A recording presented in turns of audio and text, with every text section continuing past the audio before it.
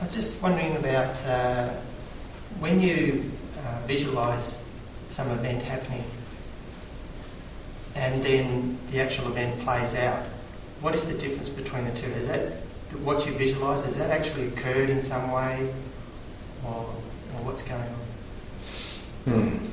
What makes you think there's a difference? Because if it doesn't actually play out that way, has it occurred anyway? Look at it from this perspective. When you're visualizing, you're extending energy outwards, aren't you? Consider yourself as energy. So think of yourself as an energy consciousness that extends out a tendril of energy into a moment in time and space, which is what your visualization is. Now, it is not in isolation, is it? No. It is not a singular tendril in isolation of everything else in the universe. The moment it extends out, it interacts with everything in the universe. So, in the interaction, that particular tendril may grow, expand, contract, alter, shift direction, change. However, there is still your tendril of energy, your energy fueling that tendril, and it keeps moving towards that particular visualization. So, the resultant you look at and you say to yourself, it's not exactly what I visualized, however, and it didn't become exactly because the other parts of the universe chose to interact with that tendril. Now, it doesn't always happen that the universe chooses to interact with them, which is why sometimes you visualize and you get exactly what you want. But most times, there's a choice made by other aspects of the universe to interact with this particular tendril of energy. You see? So they are related in some way then? Which way? What is related? Well, what you perceived and what actually took place? Of course. Yeah. Absolutely. Yeah. So don't minimize the benefit of imagination. Don't minimize the power of your imagination and your ability to choose from it. Do you see the point? Yeah. Remember what we said about thoughts? Every time you have a thought, it actually goes out and begins to be created. It's not until you cut off the energy supply to that thought that the thought then dies. Do you see? Yeah. However, by that time, it may have been picked up by a number of other people, which means that your particular thought now is moving forward with the energy of others. So it's not directly related to you, but it is related to others. You see? Yeah. Same idea. Okay, thank you. When you go through and have a desire, have a dream, have your imagination, put out your visualization, is there a difference between that imagination, that visualization, if it comes from the ego, or if you remove the ego? No. Okay. Other than we would suggest, it's not that there is a difference in the imagination or visualization. We would suggest that the energy is more direct from the self than from the ego. In other words, there's more energy behind it. Okay. You think? It's more formed. More intense. More intense, okay. Would be a greater description. Okay. So it's more likely to occur? When you're talking likelihood, you're talking probabilities. Yep. And then you're talking probability upon probability upon probability of everything else interacting with it. So it's not that it's more likely to occur, but it has a greater intensity. So as a result, it can move further before being interacted with. Do you think? Yes. Yeah. Now, if we may interrupt you for a moment. These questions are all very nice, but you're missing one big question. Now that we've talked about this. And that's the question we're more interested in exploring. Think about it for a moment. You're talking about visualizations, you're talking about energy tendrils. We are speaking in terms of linearity, are we not? Yeah. Let that be the seed that takes you further. By visualizing and then waiting for it to happen through the filters of time and space, that's our linear. That's our choice to view things as linear. Agreed? Is it possible to visualize and have it happen at the same time? Of course. So that sounds like the same question that you asked. I'm Or not in sure. another lifetime. Yes, So it's already occurred and then you're picking up on the visualization. yes, but you're still thinking in terms of direct, Yeah. So straight then- line between point A to point It B. is. Yeah. So then there's a way of it not being so direct? You see, I'm not you're sure what asking I'm questions asking. for us to answer Yeah. what we're saying you have to come up with in the first place. Okay. Don't think in terms of straight line, cause and effect. That takes us to the right hand, that it's all there all the time. Okay. I'm not sure if it's all there so much as it's all occurring at the same time. And we're simply, when we visualize, are we simply tapping into that event, or are we creating that event sometime, perhaps in another lifetime or another planet? Or another dimension. No, if we visualize the event, then we act upon the event as if it's happening, which will further reinforce the event happening.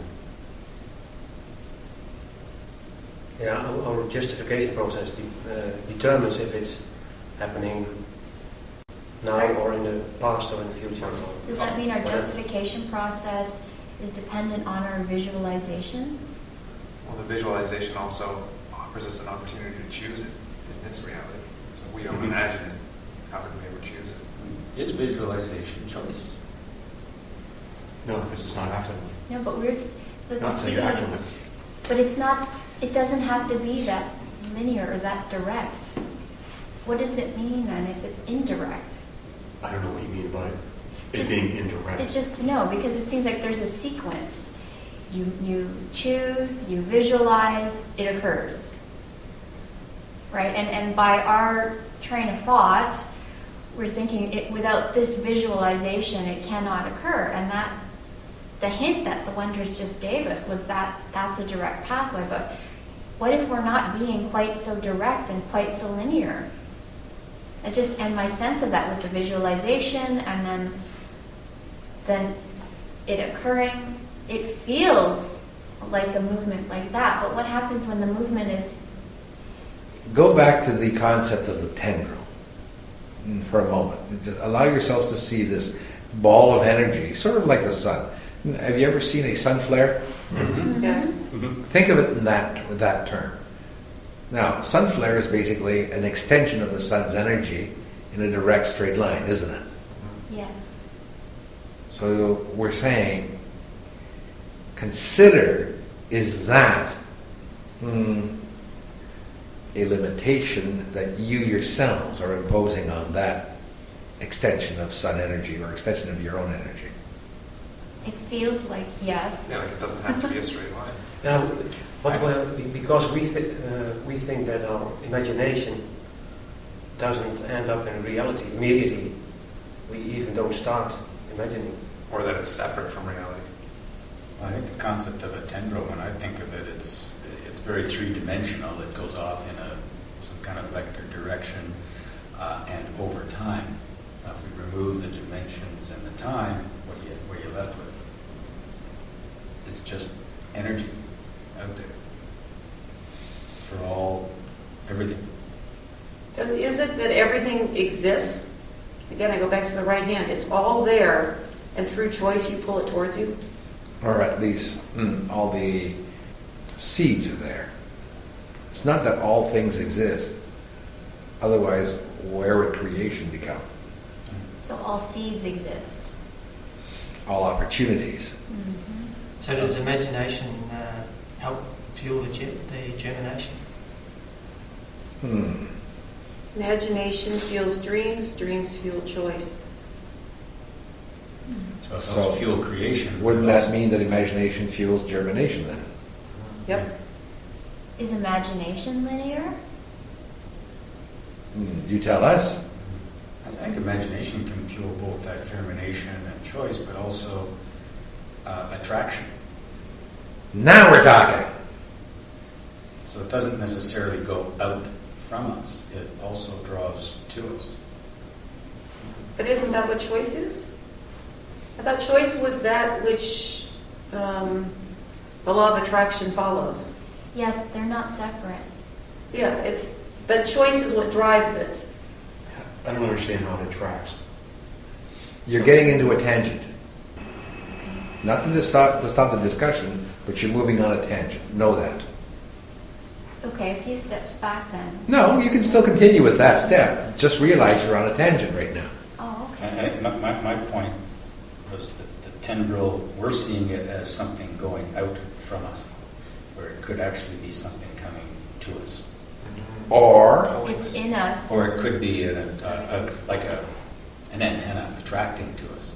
or Connected already. It's all in us. Yeah, it's pulling something from within us.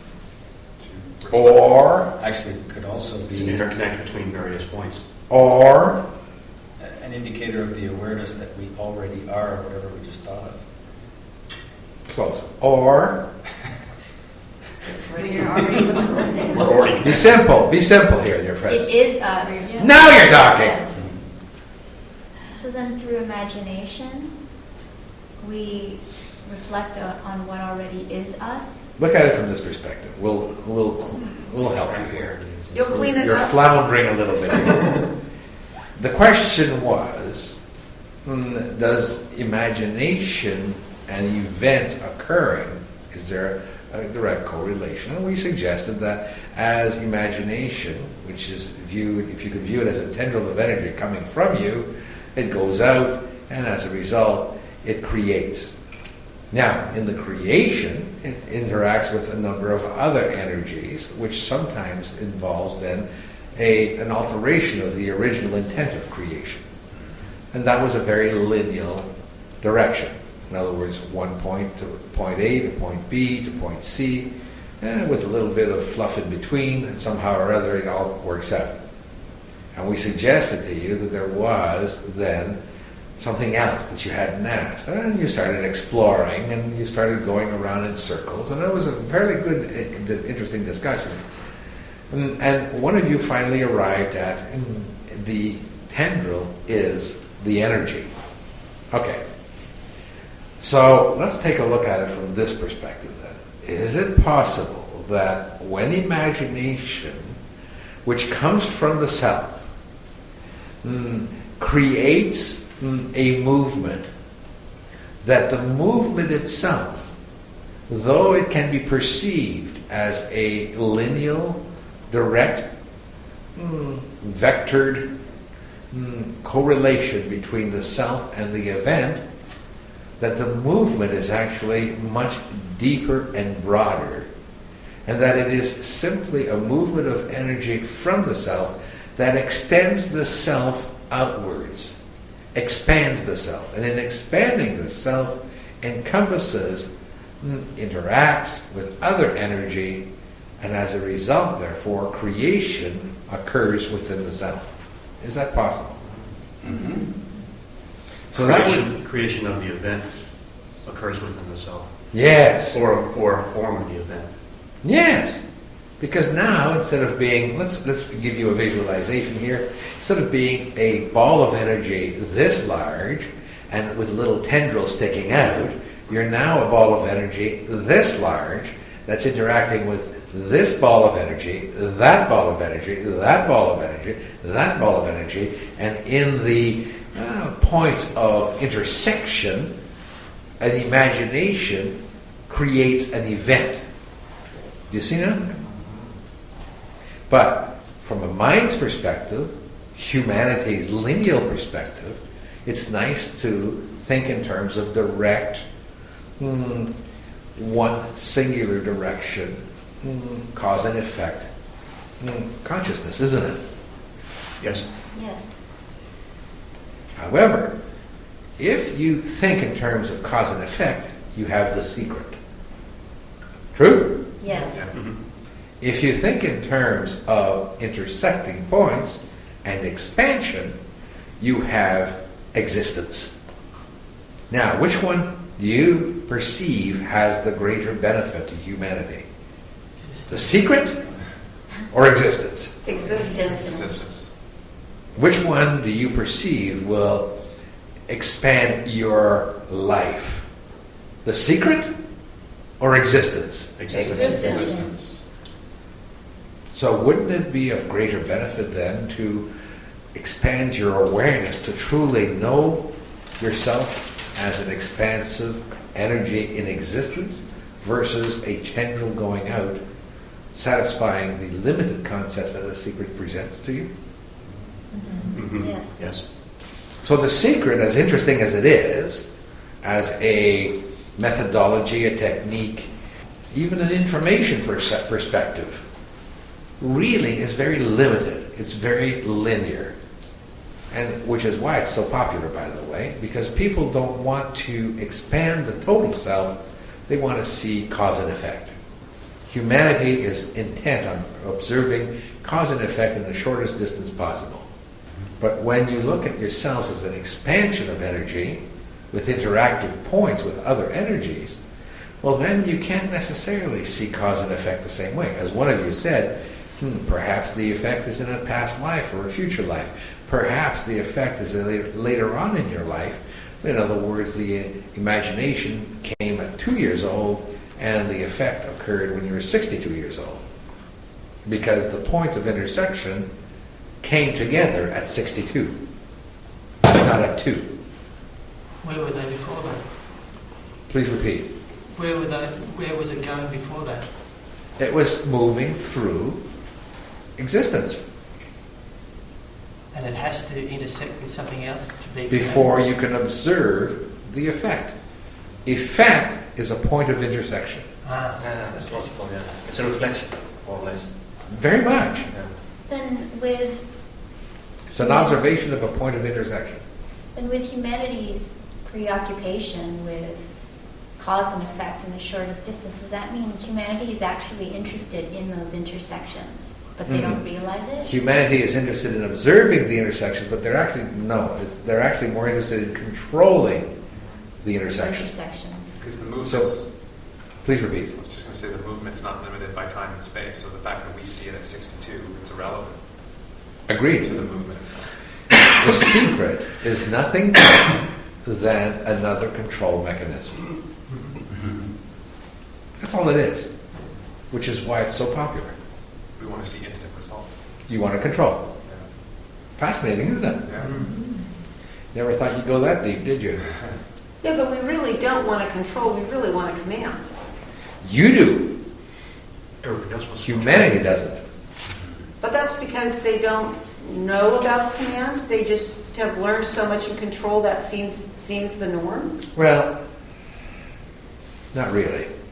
Humanity has anchored itself into the perception of benefit of control.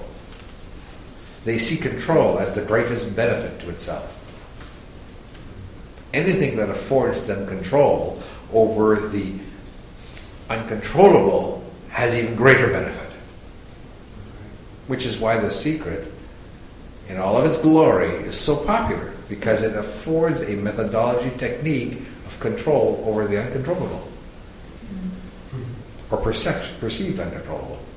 Otherwise it wouldn't be so popular. It would have died in no time. And it's a perception of control and power as well. Exactly. Now, all of you have learned that power doesn't come from control.